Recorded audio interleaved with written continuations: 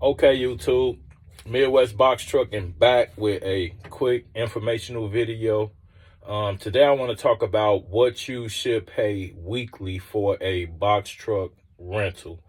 I know a lot of people are interested in getting into the box truck game, and most people aren't going out and buying trucks because they don't have any rental trucks at the rental facilities nowadays. So I actually was told that I was the last long-term rental.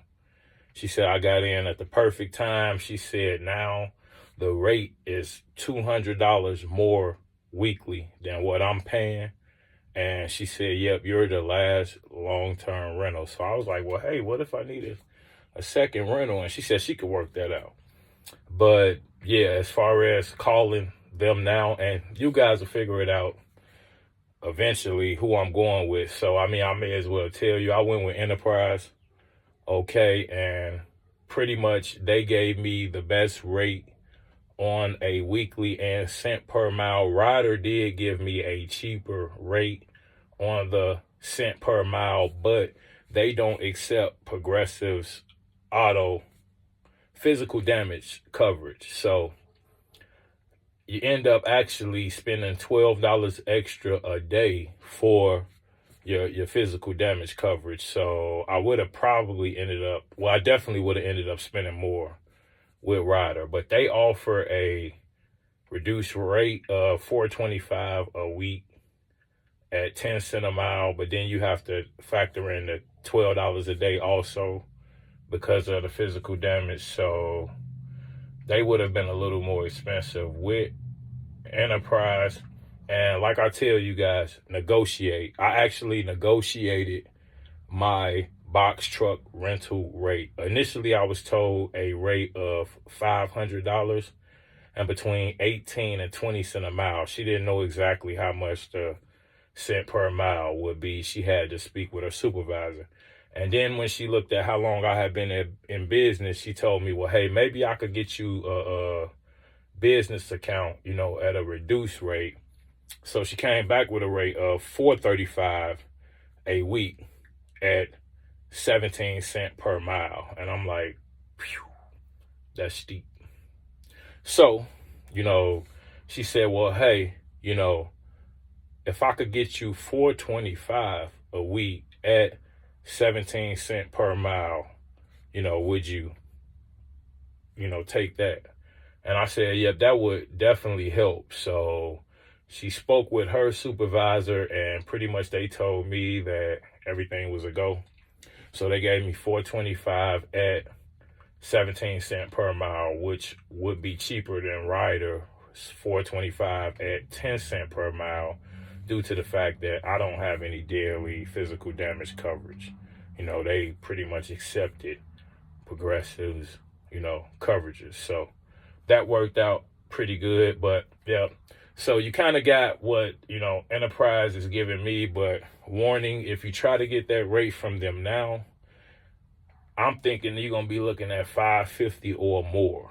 She was telling me closer to like the $600 dollar range. And then it also depends on how long you've been in business. So that's another factor in whether or not you get, a cheaper rate on your rental. Because honestly, from what I've experienced, they seem to kind of just throw rates out.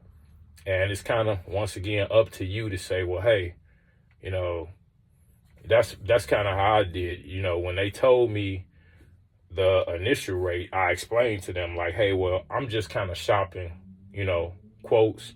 I already got a rate from another box truck rental company, and that's exactly how I worded it. And she was immediately interested, and she was like, well, hey, can I ask who you got that rate through? And I was like, yes, it's through Ryder, but they're offering me $4.25, 10 cents a mile, if I'm contracted with Amazon. And she was like, well, hey, we're, geared towards you as a business. So the rate we give you is going to be, for your business and not who you're contracted through.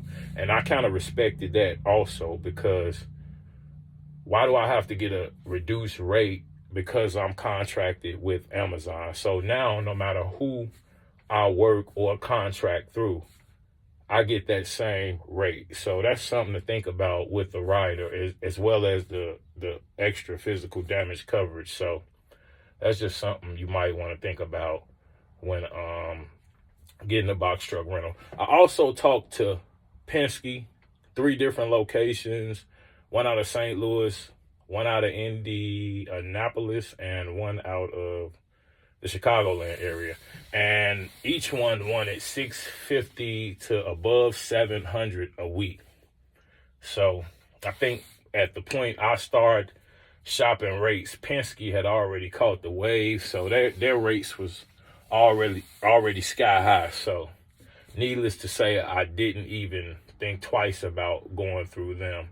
And then Budget couldn't get me the equipment needed for the job. They didn't have a truck with a lift gate within range to get into the area. So even this particular truck, it was a 2-week wait.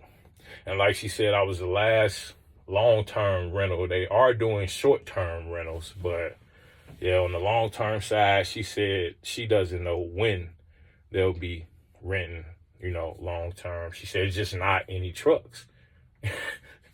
So y'all buying all the trucks, man. Or renting all the trucks. Because, man, she said it's nothing. They not even considering long-term rentals. They probably mentioned a van to you or something. They'll rent you a van.